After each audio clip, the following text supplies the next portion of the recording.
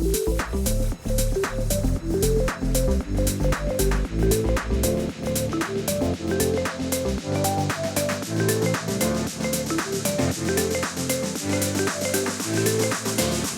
na nga po. So ngayong hapon, we will close po yung ating nakarang mini-series about evangelism. So ito yung isa sa mga pinakamagagandang verses na pwede nating magamit regarding evangelism. So, Matthew 28. Amen.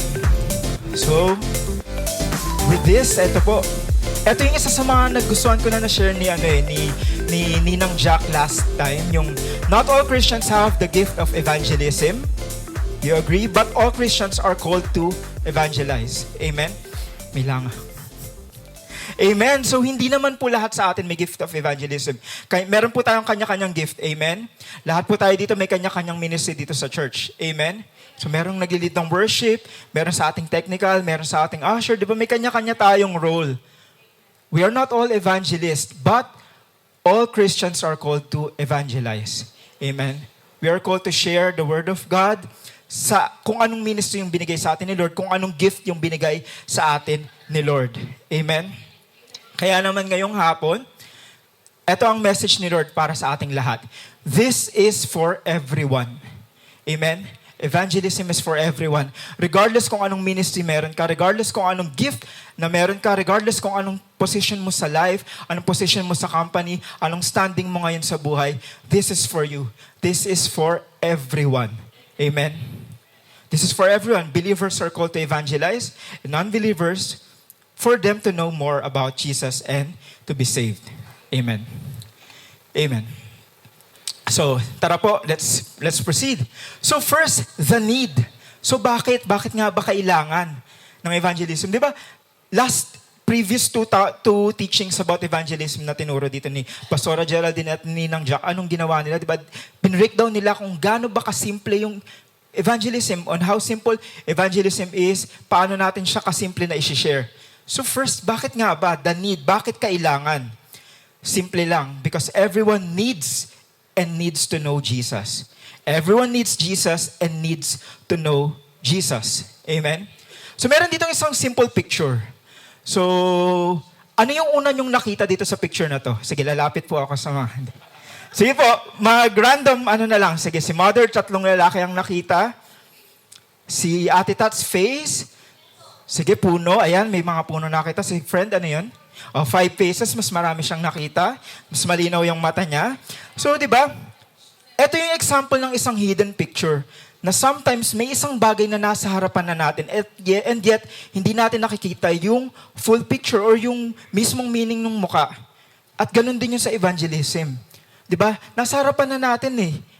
Bakit nga ba kailangan ng evangelism? Siyempre, para makilala nung lahat ng tao about the love of Jesus, about His grace. And yet, ginagawa po ba natin?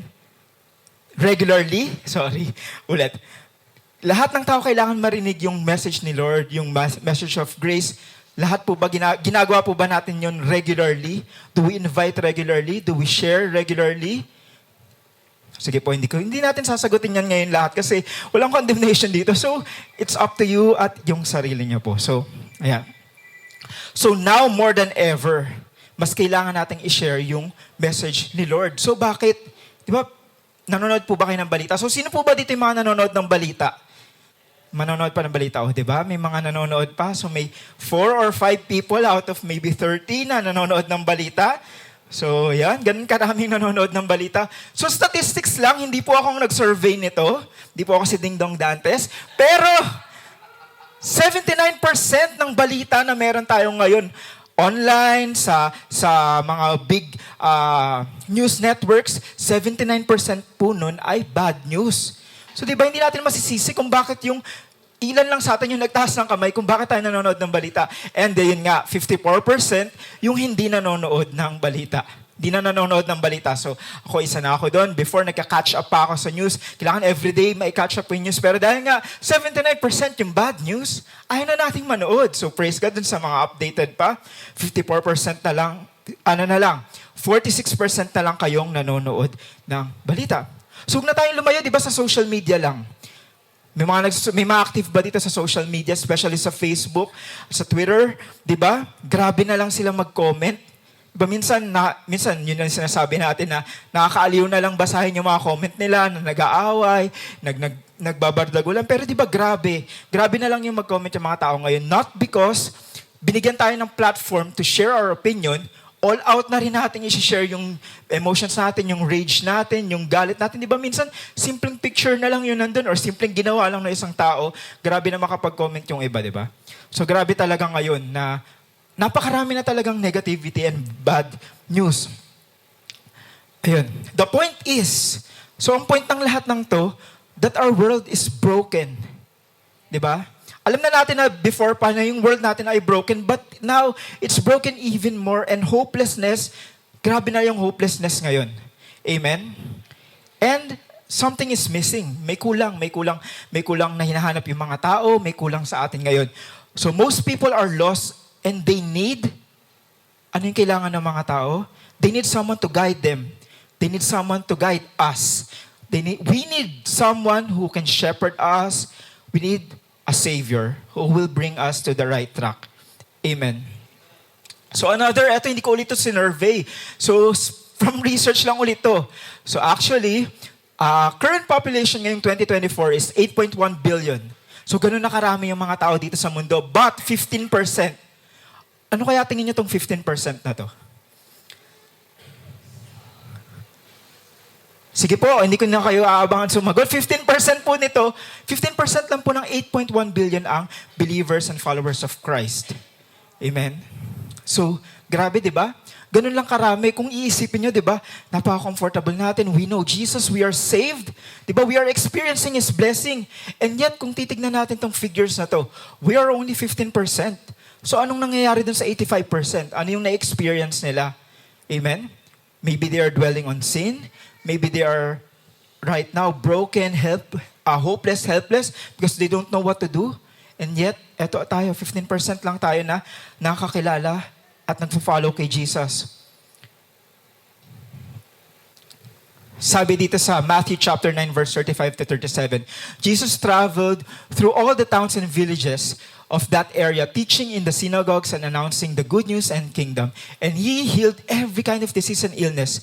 When He saw the crowds, He had compassion on them because they were confused and helpless. So grabe, di ba? Yung compassion, yung love ni Lord para dun sa mga tao na hopeless at confused, like sheep without a shepherd. Verse 37, He said to His disciples, "The harvest is great, but the workers are few." Grabe, di ba? Kailan niya sinabi to? 2,000 years ago, sinabi ni Lord na maraming harvest and yet konti ang workers. And the figure that we have seen earlier proves Jesus right. Amen? 15% lang ang workers ni Lord.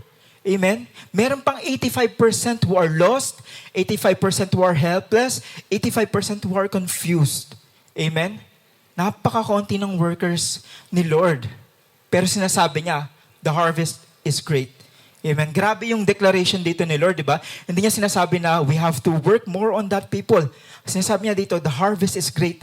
Ready na ang harvest. Kailangan niya ng workers. Amen? Amen. So the question is, are you ready to be sent? Amen? Ready na po ba tayong isend ni Lord? Are you ready to harvest? Amen. Amen, amen, and amen. Thank you, Lord. So we have defined the need. So bakit kailangan? Kasi everyone needs Jesus. Amen? So the mission, this is the mission now. Amen. So out of 15%, ito yung total number of Christians recorded now. Christians, followers of Jesus. Only 64% of that 15% ang naniniwala na they have to share the gospel. Grabe, di ba? Kung iisipin natin, napakakonti na nung 15% na Christians, believers, and yet 64% lang po pala nung population natin ang naniniwala na it is our role, it is our duty to share the gospel, to share the message of grace. So isipin nyo, di ba? Yung 1.2 billion kanina, naging almost around roughly 800 million people. Diba? Out of 8.1 billion people sa mundo, 800 million lang yung naniniwala na we have a mission to share the message of grace. Amen? So kabilang po ba tayo dun sa 64%? Or kabilang tayo dun sa 36% na I'm okay, I'm happy because I am here. I'm healed. I am experiencing the blessing of the Lord. My family is here. I'm comfortable. So most Christians are comfortable na already. Diba yun yung nagiging problem natin. We feel comfortable.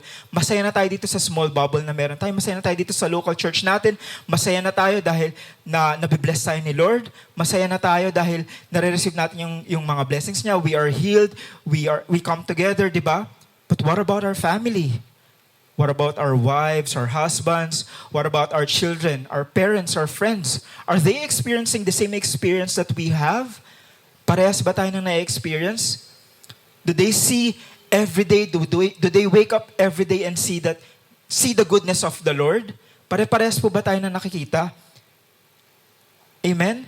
And seeing most of us here, I'm thankful kay Lord kasi alam ko naman na we strive to share the message of grace dun sa ating mga family. Pero hindi natin pwedeng sabihin na I'm already saved, I can vouch for my family. Hindi, di ba? Napag-aralan na natin, we have learned time and time again that salvation, much like relationship with God, is individual. Amen? Salvation, much like the relationship with God, is individual. Ang kaya lang natin gawin para sa mga families and friends natin is we can only share the message of grace. Amen? Yun lang yung pwede natin gawin for them. Hindi natin sila kayang i-save. Hindi natin pwedeng sabihin na, ay okay, si pastor, dahil pastor siya, his whole family will automatically be saved. Amen? Diba? Hindi dahil meron tayong position sa church or nag-share tayo ng message ni Lord, hindi yun automatically na madadala natin yung family natin into salvation. They have to hear it. They have to also confess to them na God is their Savior. Mark chapter 16 verse 15 sabi dito, and he said to them, go in all the world and preach the gospel to all creation. Amen? So ito yung, kung babasahin niyo yung Mark 16, ito yung story ng after ng resurrection ni Jesus. Amen?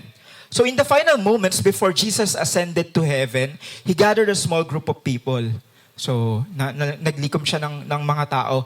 And small group of followers. So itong small group of followers na to, hindi ito yung mga lahat lang ng disciples niya. So he gathered men, he gathered women, he gathered young people, old people, different kinds of people from different trades, from different positions in life. Amen? So this is a reminder for us na hindi porket ikaw yung nasa posisyon sa company, ikaw lang yung tatawagin ni Lord. Hindi dahil magaling ka sa instruments, ikaw lang yung tatawagin ni Lord. Hindi dahil bata ka at kaya mo pang mag-share ng salita ni Lord, ikaw lang tatawagin ni Lord. At hindi rin dahil ikaw lang yung magaling mag-English or magaling magsalita or nakapagbasa ng whole Bible or kabisado yung whole Bible, ikaw lang ang tatawagin ni Lord. So this is an example na tinatawag ni Lord kahit ano pang standing mo sa buhay. Amen? At ito yung sinabi nila sa kanila, go into all the world and preach the gospel to all creation. Amen? Even though this instruction was heard by a select people, this is for everyone.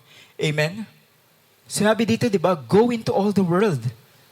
Puntahan mo yung kahit anong lugar sa mundo and preach the gospel to all creation. Amen? Hindi naman sinabi ni Lord na, preach mo lang yung gospel dito sa mga Jews, preach mo lang yung gospel dito sa lupain na malapit sa atin dito. But ang sabi niya dito, preach the gospel to all creation. Amen? So preach, syempre maiisip natin, ay preach, okay, hindi applicable to sa akin kasi hindi naman ako preacher. Ano lang ako, usher ako, musician ako, I cannot preach. Pero kung babasahin natin, di ba, sabi nga ni Bishop Emmy, kailangan natin tignan yung original meaning ng word. So kung titignan natin, yung original Greek word for preach is keruso, or to proclaim. Amen? So, ibig sabihin, kung kaya mong i-proclaim yung good news, kung kaya mong i-declare at i-shout out or sabihin sa buong mundo na Jesus is my Lord and Savior, Jesus, by grace alone, I am saved, then you can go and preach to all creation. Amen? So, you don't need to stand here in front. You don't need to gather many people. Hindi mo kailangan na maging leader or maging someone who shares the Word of God to go and share the gospel. If you know how to proclaim, if you can declare, simple declaration that God is my Savior, then you can go to all the world and preach the gospel of God. Amen? Amen. So lahat po ba tayo kayang mag-proclaim? Amen? So go, we can go. Amen. So sabi nga ni Mark Discroll, na isang evangelical pastor, sabi niya, God can save people without you. Amen? Kaya ni Lord kahit hindi tayo lumakad, hindi tayo mag-share ng word ni Lord. God can save people without us. But He has invited you and I to be part of His process. Amen? Grabe, di ba? Yung invitation ni Lord sa atin na i-share yung kanyang salita. Amen? Wala tayo, hindi natin kaya, wala tayong kakayahan. Amen? Lahat sa atin dito, kahit gaano tayo kagaling, wala tayong kakayahan to share yung to be, anong tawag doon, na yung mga magagaling na tao para magamit na i-proclaim yung goodness ni Lord. And yet, tinawag niya tayo, in-invite niya tayo. Amen?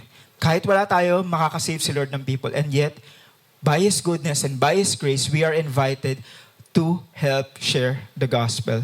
Amen. So bakit? Sabi dito, paano pala? So paano? Acts chapter 1 verse 8 sabi dito, but you will receive power when the Holy Spirit comes upon you, and you will be my witnesses, telling people about me everywhere, in Jerusalem, throughout Judea and Samaria, and to the ends of the earth.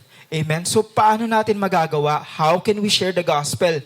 Si Lord na rin yung sumagot dito, di ba? Kasi marireceive natin yung Holy Spirit. Amen? And the Holy Spirit will empower us to be able to share His good news. Amen? At sinabi niya ulit dito, di ba? Hanggang saan natin kayang i-share yung gospel niya? To the ends of the earth. Amen? So God is not limiting us to where we are now. Kung nasaan lang tayo, we are instructed to go and be a witness, testify the goodness of the Lord up to the ends of the earth.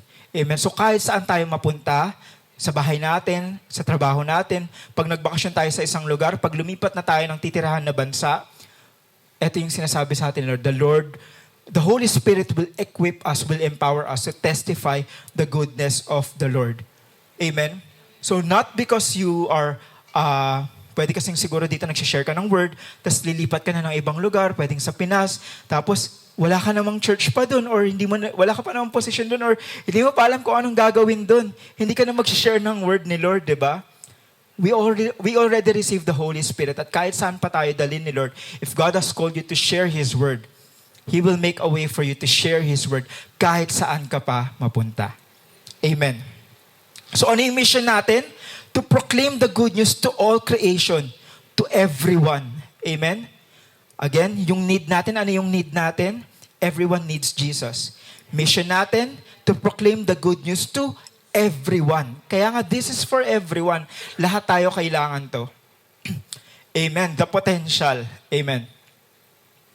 So God's desire has always been to use the church. Yun yung desire ni Lord, gamitin tayo. His universal church, including our local church, His collective people, us, tayong lahat, to be the light of this world. Amen? Kaya wag nating i-discredit yung sarili natin dahil lang ang ginagawa lang natin sa church, nag-aayos ng upuan, ang ginagawa lang natin sa church, nagtitimpla ng kape, ang ginagawa lang natin sa church, nagmamap, di ba? Don't discredit yourself kasi lahat tayo, we are called to be light of this world. Imagine niyo yung figures kanina, di ba? 15%. 1.2 billion people. If every one of us who are part of that 1.2 billion shares the gospel to just even one person, di ba? Just one person. 15% will double to 30%. Di ba? Hindi man natin masabi, 1 month, 1 year, 2 years, di ba? Okay lang. Pero kung lahat tayo mag-share that 1 month, in a few months, in a few days, in a few years, will double to 30%. Diba? Grabe. The message of the cross is too good not to be shared to people. Amen? Diba? We are singing, we are testifying. Diba? Ang daming nag-praise support kung gaano kabuti si Lord sa buhay niya. Diba? So, gaano kahirap i-share yung bagay na yun. Amen? Diba? Hindi mahirap i-share kasi good news siya eh. Amen? Diba? Pag meron nga tayong nakainan na isang masarap na lugar, when we tried a good restaurant, ano ginagawa natin? We recommend to our friends. when we have watched a good movie, di ba? Hindi pa nakakalakad papunta dito sa church. Huy, girl, di ba? Napanood mo na ba yung ganitong movie, di ba? We already share. So, what more pa kaya yung may big impact sa life natin, which is yung grace ni Lord. Di ba? The message of the cross, the message of grace is too good to just keep it to ourselves. Amen? Diba? We are saying that grace receivers are generous givers. Amen? So why not give to other people yung message ng grace? Diba? We are not selfish. Ayaw natin na tayo lang yung nabibless. Diba? Gusto natin na nabibless din yung ibang tao. So, that's what we'll do. We'll share the message of grace. Amen? The blessings that we receive, we do not deserve. Libre na nga nating na-receive, diba? Ipagdadamot pa natin. Amen? Diba, parang sometimes it's hard for us to let go of something na pinaghirapan natin. Pero itong bagay na to, itong grace na na-receive natin, it's just free. Wala tayong pinaghirapan, so bakit natin ipagdadamot? Why are we holding it back within us? Amen? The message of the cross is too good not to be shared. Amen? We see God's desire to bless every person on earth. Eto. Genesis chapter 22 verse 18, sabi niya dito, "And through your descendants, all the nations of the earth will be blessed, all because you have obeyed me." Grabe yung desire ni Lord dito, di ba? Ang gusto lang ni Lord dito na ma-bless yung all the nations of the earth dahil sinunod ni Abraham si Lord. And this is still God's desire for us today, na ma-bless tayong lahat. Amen? Isipin mo na lang, siguro kaya tayo hindi pa isipin niyo, di ba? When a Christian receive God as their Lord and Savior, bakit kaya hindi pa tayo kinukuha kaagad ni Lord?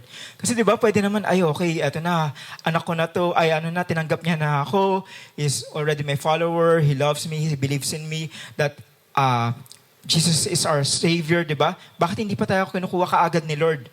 Maybe because He wants us to bring more people, more of His children back to Him. Amen? Kasi di ba pag nireceive natin, so paano natin matitestify sa ibang tao, dun sa mga kasamahan natin na ganito kabuti si Lord sa buhay natin? Paano natin mahihikayat pa si Lord sa yung mga tao sa buhay ni Lord? Amen. So Acts chapter 2 verse 42 to 44. Ito yung pwede nyo po itong basahin mamaya, 42 to 47 actually. Ito yung the believers form a community. Sabi dito, verse 42, all the believers devoted themselves to the apostles' teaching and to fellowship and to sharing in meals, including the Lord's Supper and to prayer. A deep sense of awe came over them all, and the apostles performed many miraculous signs and wonders. And all the believers met together in one place, shared everything they had. So continuing on verse 45 to 47, sabi dito, they sold their property and possessions and shared the money with those in need. They worshiped together at the temple each day, met in homes for the Lord's Supper, and shared their meals with great joy and generosity, all the while praising God and enjoying the goodwill of all people. And each day, the Lord added to their fellowship those who were being saved. So grabe, diba? This is the real picture. Etong Acts 2, 42 to 47, this is the real picture of what would happen. Anong mangyayari if people who follow Jesus come together and share to other people. Amen? Ito yung magandang picture eh. Ito na yung nangyari before eh. Pinakita na sa atin na, okay, pag nagsama-sama kayo, pag shinare nyo yung goodness ni Lord, pag maraming tao yung nakilala kay Lord, ito yung nangyari sa amin. So, ito rin yung mangyayari sa inyo. Ano mangyayari, di ba? They will worship together, they will share meals together, they will have hindi lang joy, but great joy. Di ba? They will have generosity. Di ba? Anong mangyayari? All the while, sa lahat ng nangyayari, pag nagsama-sama sila, pag nakikita-kita sila, anong ginagawa? They are praising God. Amen? At ano pang yung nangyari doon? And each day, the Lord added to their fellowship those who were being saved. Nadadagdagan pa sa family ni Lord yung mga tao na naliligtas, yung mga tao na nakakakilala na si Lord ang ating Savior. So grabe, di ba? Napakagandang picture na ito na nangyari noon. Ito noon na konti lang ang way to evangelize kasi ang kailangan nilang gawin, maglakad, pumunta sa lugar na yun, one-to-one, i-share yung salita ni Lord. And us ngayon, napakadami na nating ways on how we can share The Word of God, di ba? Sobrang dami na natin kayang gawin para i-share yung Word ni Lord. So paano pa kung dahil mas malaki yung reach natin, ibig sabihin mas maraming tao yung makaka-experience nito. Mas maraming tao yung makaka-experience ng great joy. Mas maraming tao yung makaka-experience ng generosity. Mas maraming tao yung magpipraise kay Lord. Amen? Amen. Another example pa ng potential na pwedeng mangyari when we share the message of grace is in Acts chapter 16 verses 4 to 5. Sabi dito, then, actually itong story na to, itong story ni Paul and Timothy. Sabi dito, then they went from town to town instructing the believers to follow the decisions made by the apostles and elders in Jerusalem. So the churches were strengthened in their faith and grew larger every day. Amen. So sharing the gospel, when we share the gospel, it's not just for non-believers. May effect din yun sa ating mga believers. Kasi ano nangyari? The churches were strengthened in their faith. Amen? So when we share the message of grace, when we share the gospel, hindi lang nakakakilala yung mga tao kay Lord.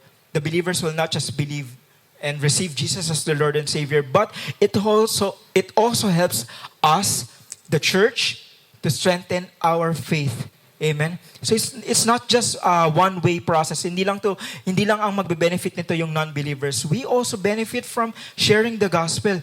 Kaya nga ang topic natin ngayong hapon, this is for everyone. Amen. Para to sa ating lahat. As believers, reminder as believers to strengthen our faith, and also for the non-believers to be part of our community, to be part of God's family. Amen. So these are just dalawa lang to, two potentials that could happen in our church today by sharing the message of grace. Amen. Dalawang picture lang to, and when we read the Bible, napakarami pa dong testimonies, napakarami pa dong magagandang bagay na mangyayari sa atin when more people come and believe in the Lord Jesus. Amen. Eto, dalawa pa lang tong example na to, and yet grabe na yung pwedeng maging effect sa atin. Di ba nga, have you experienced blackout in your area nung nasa Pinas, di ba? Madalas may experience natin yan. Di ba? Iba yung epekto when we have a single light. Di ba? Kahit gaano kalawak yung community nyo, when one person open a single flashlight during a blackout, everyone can look. Alam na lahat ng tao sa paligid natin kung nasaan yung ilaw na yun, gaano kalayo yung ilaw na yun, sinong bahay yung may ilaw na yun, ilang ilaw yung nakikita natin, di ba? A single light has a great effect in a dark place. So what more? What more pa yung hundreds, thousands and millions of light illuminating a dark place? Right now, in this world, we are in a very, very, very dark place right now. And as Christians, as followers of Jesus, we are called to be light in this world. Amen? So if we come together, all of us come together and illuminate the light of Christ that is in us, more people can see His goodness. More people can see the light of God.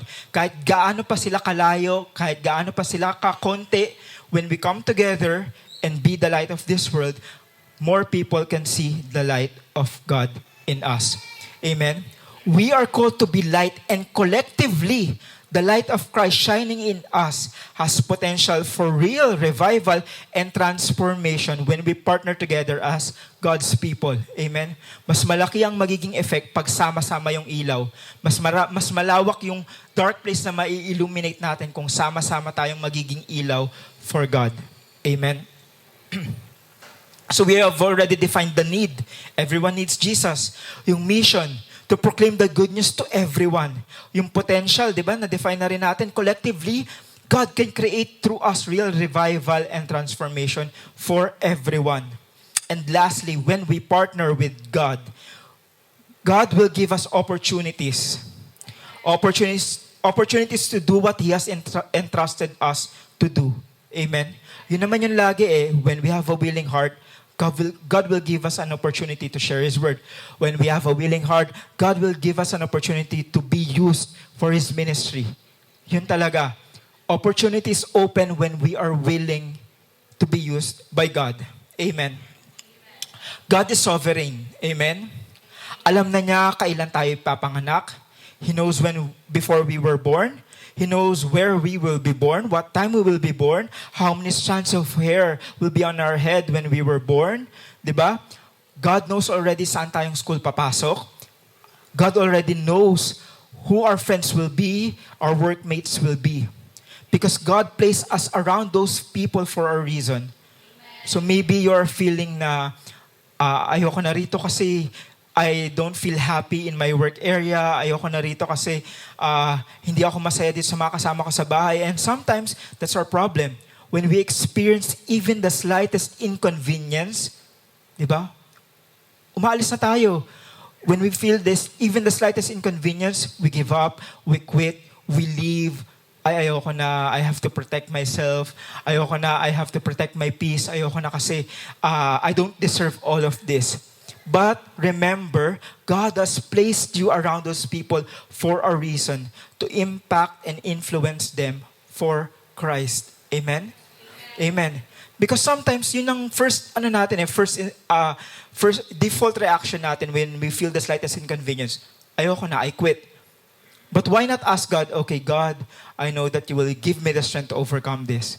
God, I know you will give me the strength to overcome these people. God, I know you will give me the strength to help these people know you more. Amen? So again, I'm reminding you, God has placed you around those people for a reason, to impact and influence them for Christ. Amen. So I have a question here. Who has God sovereignly placed in my life for me to impact and influence for Him? Amen. So again, babasahin ko. Who has God sovereignly placed in my life, in your life, in our life, for us to impact and influence for Him? Amen. Meron at merong kahit isang tao na dinala si Lord dyan sa buhay mo ngayon, sa season mo ngayon, dito sa time mo ngayon, sa area mo ngayon ng life, na gusto ni Lord na magkaroon ng impact and influence for His glory na madala mo sa Kanya. Amen? Diba? Time and time again, nire-remind tayo na meron tayong mga season. May season tayo dito sa UAE. Pwedeng next time yung season natin sa ibang lugar. Pwedeng next time yung season natin sa ibang company. Pwedeng next time yung season natin sa ibang flat. But in every season of our lives, God has placed someone in that season, in that area, in that situation, for you to impact and influence Him for God. Amen? Kaya don't discredit na, wag natin kalimutan na tanungin na, Lord, sino ba yung dinala mo for this season sa akin? Lord, sino ba yung gusto mong ipalapit ngayon sa situation na to ng life ko? Amen? Take a moment to reflect this and ask yourself. Kasi meron at meron kahit isang tao na dinala si Lord sa'yo. Amen. So, sino nga ba yung nasa immediate circle of influence natin? Diba? Yun yung pinakamadali eh. Sino ba yung mas madalas nating nakakasama? Immediate circle of influence. Kung eto ang pagbabasihan natin, diba?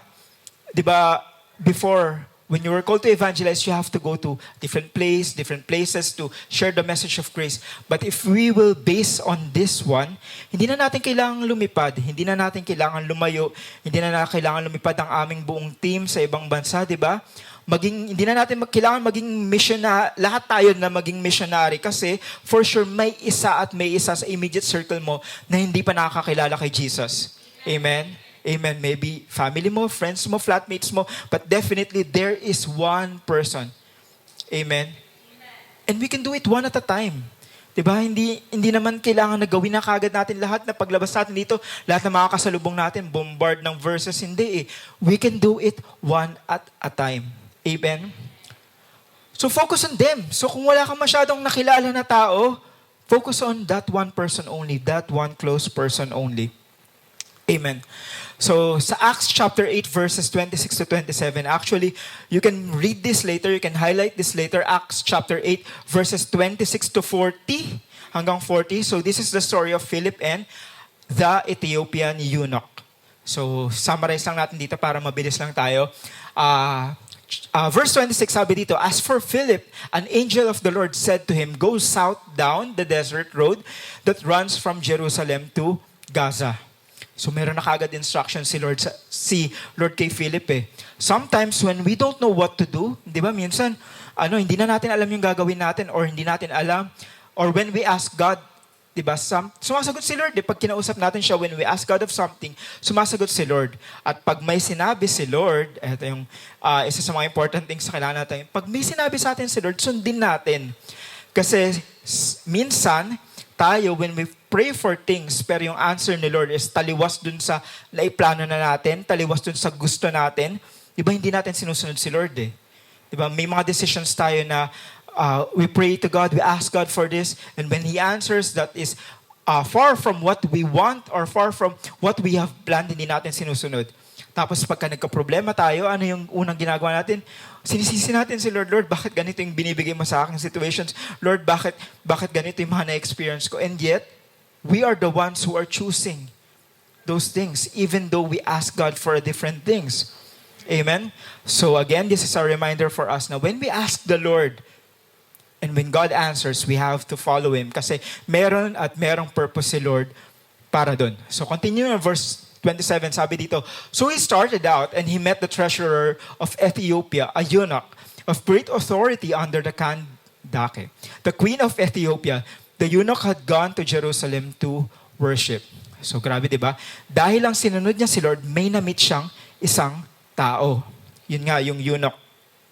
At kung babasahin natin yung susunod na verse, Philip was instructed by the Holy Spirit na lumakad close to dun sa carriage. So sabi ng Holy Spirit, sige, go and walk beside the road, beside the carriage. At dahil dun sa pagsunod ni Philip dun kay Lord, dun sa Holy Spirit, he had the opportunity to share the message of gospel to this eunuch.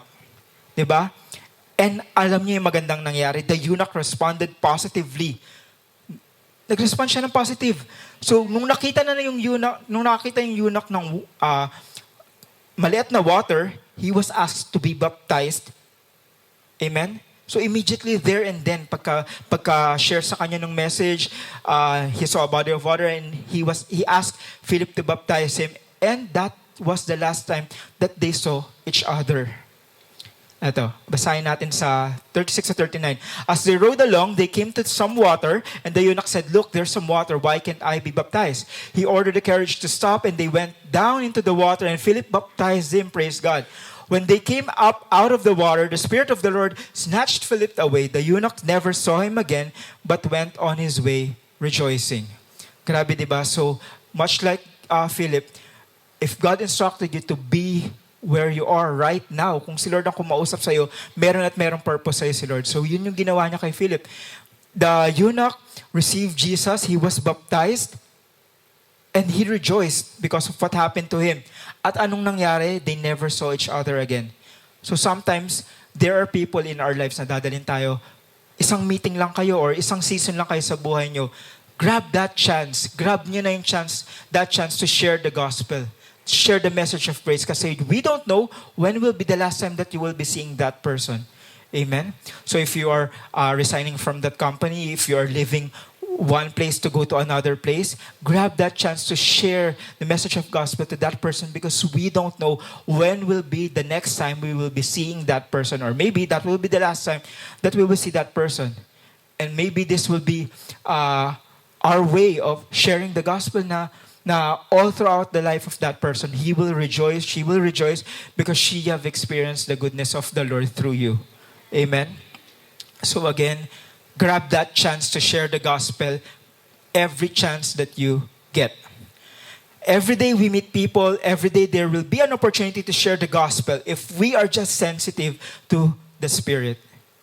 Lahat ng oras, lahat ng pagkakataon sa buhay natin, araw-araw, pag lumabas tayo, magpunta lang tayo sa supermarket, bumaba lang tayo sa building natin, there will be an opportunity to share the gospel. We just have to be sensitive to the leading of the Spirit. Amen. And again, di ba napag-aralan natin dun sa mga tinuro ni Pastora G, ni Ninang Jack na we don't have to bombard them with Bible verses, di ba? Kailangan lang natin isabuhay at ma-reflect sa atin yung grace ni Lord.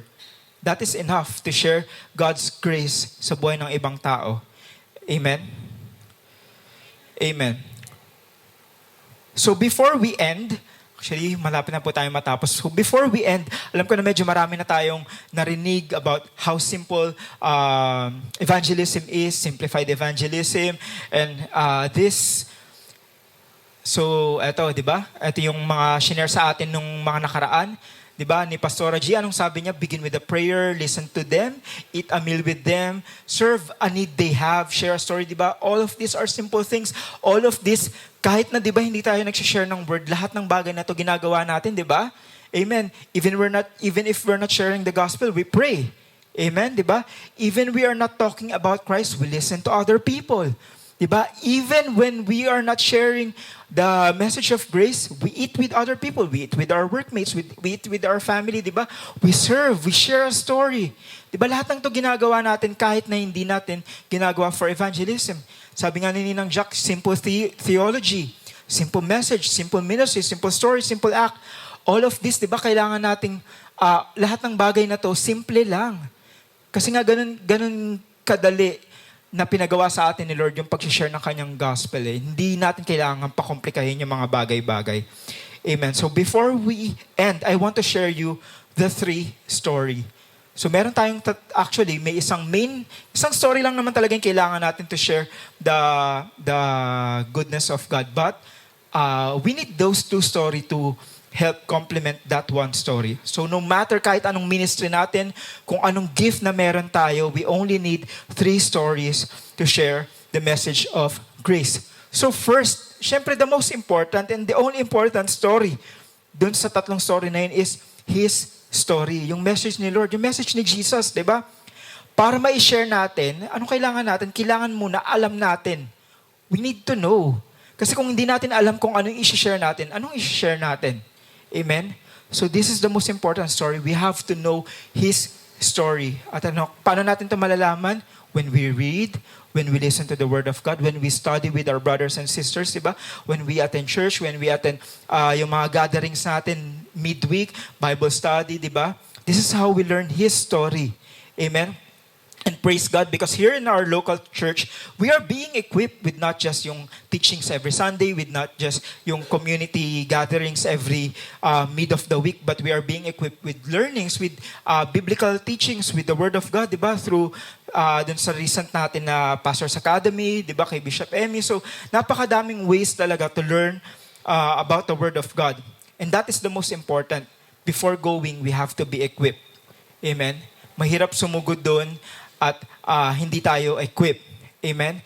Alam naman natin na most of the unbelievers, sometimes nga, yung mga unbelievers pa yung mas nakakaalam kung ano yung nasa Bible. And they are waiting to ask yung mga questions para ihilahin pababa yung ano natin, yung mga natututunan natin, di ba? Sila pa yung mas nakakaalam. Di ba sabi ganito sa ganitong verse, ganito yung sinabi, so bakit ganito? Sila pa yung mas nakakaalam ng mga bagay-bagay na pwedeng gamitin para i-discredit yung word ni Lord. But if we come equipped, di ba?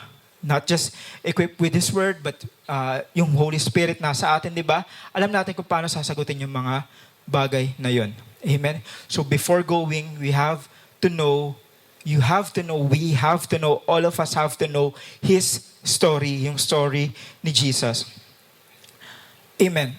And to know what Jesus did. Amen. And sometimes, ayan yung nagiging problem sa atin eh.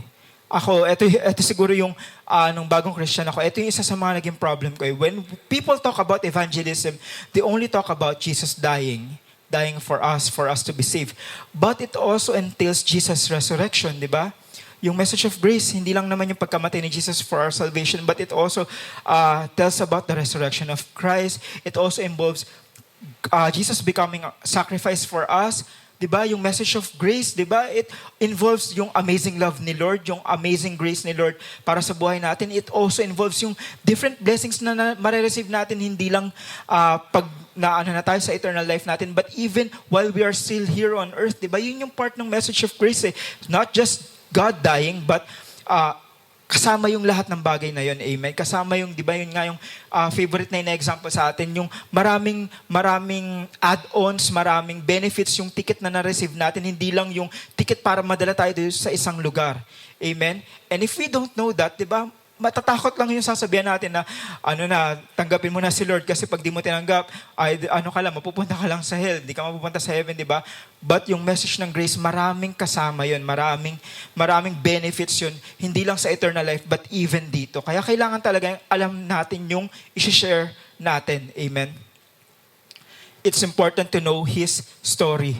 Second story is their story, yung story nung kakausapin mo, yung story nung non-believers. So kung isipin natin, di ba, wala naman tayong mapupulot dito kasi wala naman ditong maidadagdag na mga pwedeng sa natin sa word ni Lord. Wala kasi hindi nga sila nakakakilala eh. But the story of the unbelievers, to be able to help them, we have to have a relationship with them first. Katulad ng ginawa ni Jesus sa atin, di ba? He went down here, had fellowship with us, di ba? We have to have fellowship, we have to have relationship with these people. Hindi ko sinasabi na pag nagkaroon na tayo ng relationship sa kanila, kung anong ginagawa nila, gagawin na rin natin, di ba? Pwede naman na kaibigan natin sila and yet hindi natin ginagawa yung mga worldly things. We must first know where they are coming from. Amen? Lahat ng tao may pinanghuhugutan yan. Amen? Pwedeng nasaktan sa love life, pwedeng na disown ng family, pwedeng na-reject ng mundo. So we have to know where they are coming from kasi lahat ng situation na meron sila, pinagdaanan ni Lord yun. And when we know God's story, we can relate it to their story. Amen? Amen. So, with listening builds trust. Di ba naturo na yun ni Pastora Geraldine na pag nakikinig tayo dun sa unbelievers, to other people, it builds trust because they can share their story to us. And trust builds relationship. Amen? And when we have relationship with them, dito na papasok yung your story, yung story natin. And being Christians, followers of Jesus, forever changed by His grace, let your story be God's story of redemption and salvation. Amen? Tapos na tayo dun sa story natin na binibuild yung sarili natin eh. Ngayon kakilala na natin si Jesus. Kada pag-share natin ng story natin, ipasok natin yung kung anong ginawa ni Lord sa buhay natin, di ba? Before ganito ako, then pumasok si Jesus. Since then, eto na ako ngayon. Amen? That's our story now. Hindi na tayong story na, dati nagiinom ako ng ganun-ganun, tas mag-e-end ka na doon. Show them na kung paano tayo binago ni Lord, kung ano yung nagawa ni Lord sa buhay natin. Amen? Let our story be God's story of redemption and salvation. Let our story intertwine with God's grace and love and His finished work. Amen? Yun yung pinakamadali, di ba? No, hindi natin kailangan kumabisado masyado ng mga verses. Kailangan mo lang ipakita at i-share yung story mo through the finished work of Christ. Amen? I myself was not win over because of the Bible verses. Before nag-attend ako ng church, hindi naman ako na-win over dahil sa mga Bible verses na naririnig ko. Partly it planted something in me, but more than that is the testimony of the people who cared enough to listen to me and to share their story of victory in Christ. Amen. Di ba yun yung pinakamadali to share yung story ni Jesus na ma-feel nung unbelievers na okay, kahit broken ako, kahit eto yung na-experience ko, eto rin pala eto pala si Lord nagwo-work dito sa akin, nagwo-work sa mga tao na kahit ganito rin yung mga naging experiences. Amen. Di ba yun yung best way to share yung gospel our story on how God changed us. Amen.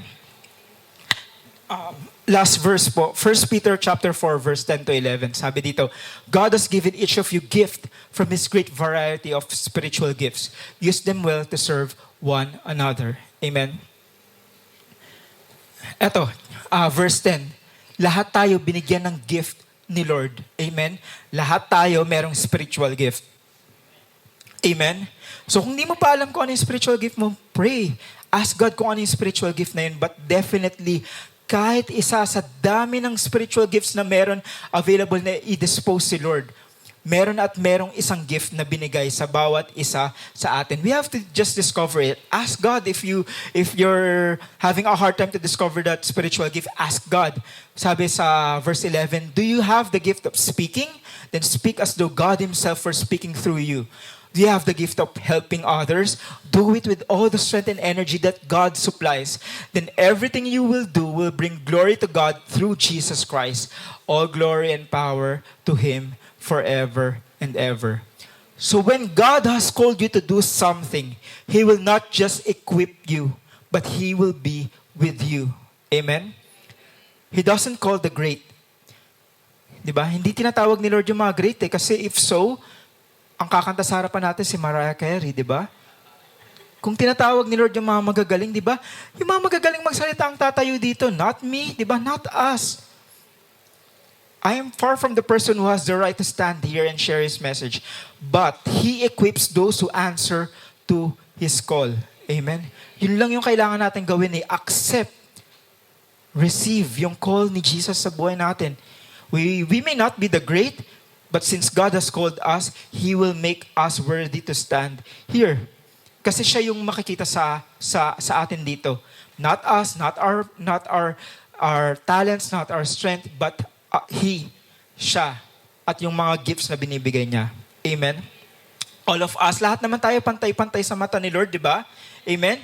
We receive the same faith, we receive the same spirit, we receive the same grace, we receive the same love. Lahat yun, pare-parehas lang eh. Amen? Lahat tayo pantay-pantay lang sa mata ni Lord kasi lahat ng meron tayo ay galing sa Kanya. Amen? Amen. So kung di nyo man maalala lahat ng sinabi ko ngayon, eto, yung mission, hindi nyo maalala, yung potential, hindi nyo maalala, yung mga opportunities, yung 3 story, kung di nyo lahat maalala yun, eto, this is the big idea for us this afternoon. Sabi dito, in Christ, my history is His story of salvation through grace. Grabe, naalala ko, ito yung nakalagay din sa t-shirt ng first anniversary ng Grace Unlimited. At since it's 8th anniversary, it's fitting to bring back the first message dun sa ating first anniversary again. Pwede po ba natin sabay-sabay i-declare po itong big idea this afternoon? Okay, 1, 2, 3. In Christ, my history is His story of salvation and grace. Amen. Amen. So yung kwento natin, kung paano tayo noon, paano na tayo ngayon, it will be used by God for His greater story for salvation through grace. Amen. So again, I'm reminding everyone, evangelism is for everyone. Salvation is for everyone. His grace is for everyone. Amen. Because all of this is by His grace alone through the finished work of Christ on the cross. Lahat tayo nandito dahil sa tinapos na gawa ni Kristo sa cross. Lahat tayo dito nagsaserve, lahat tayo dito nakakapakinig, lahat tayo dito naggagawa lahat ng bagay na kaya natin gawin ngayon for the glory of God dahil lang sa Kanyang amazing grace. Amen. So come on, let's stand and give praises to God. Amen. Amen. Amen. So